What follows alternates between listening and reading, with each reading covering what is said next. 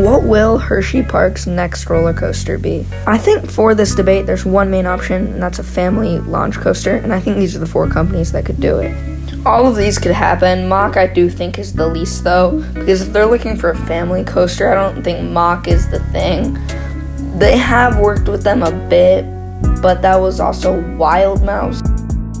Then there's Vekoma, which I do think something like Big Bear Mountain is actually like perfect and exactly what they're looking for, because I don't think they're looking for something like Hagrid's Intense, more like Big Bear Mountain, and a family coaster that's more meant for families.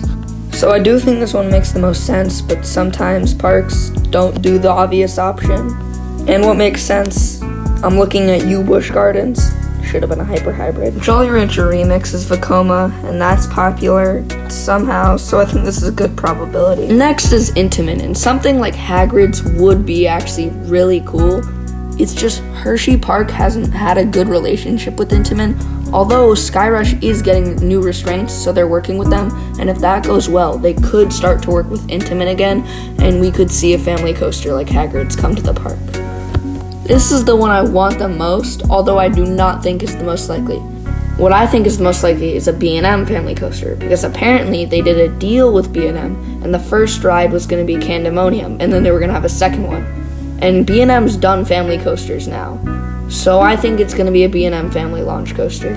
So I think it's going to be something like Penguin Trek, which is a smaller ride, so they actually could theme it very well. So I think if Hersheyparks looking to do a family launch coaster, I think this probably would be the best option for them, because also it won't go in this huge plot next to Candemonium, which they can save for something else, maybe a B&M Giga, maybe a Striker coaster, who knows. It can go in the Tidal Twister plot when that gets removed, because they probably will remove it, but it can also go next to Lightning Racer. So overall, I think Hershey Park is going to build a B&M family launch coaster.